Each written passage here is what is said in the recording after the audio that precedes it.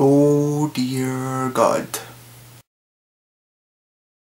Abraham Lincoln Vampire Hunter is based on the novel now turned into a live action film like any other novel these days.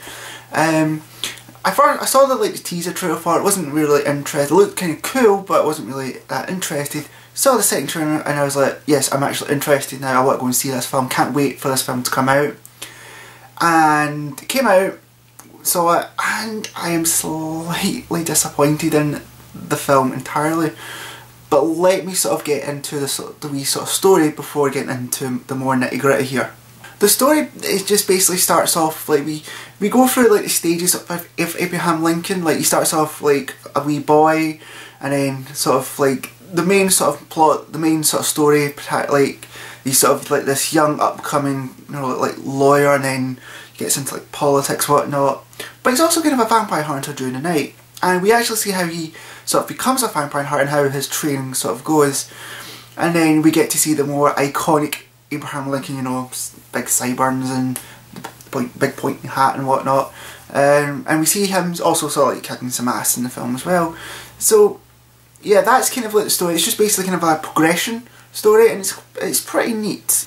But in saying that, the story does fall flat in a lot of areas.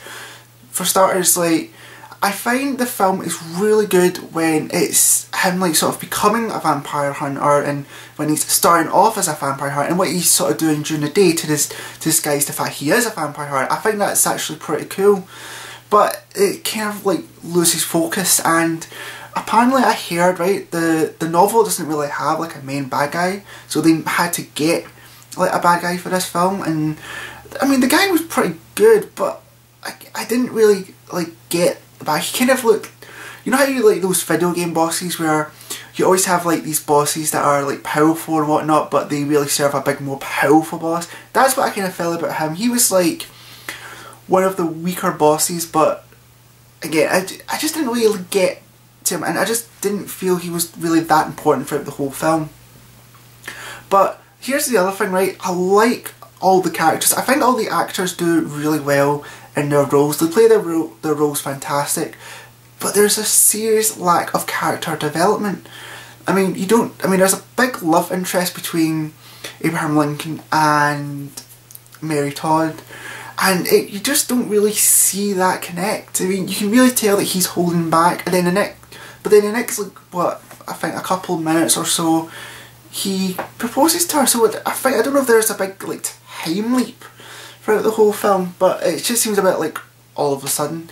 But yeah, and one other thing that I kind of got the fact right, Mary Elizabeth Winston is in this film, and she's good looking, right? It's always nice to see her face because she's really good looking in this film, right? See when they're getting to the like sort of the later part of the film where they're kind of old, she basically still looks the same, and I'm thinking, I don't really think she'll look like that when she gets really old. I think she will.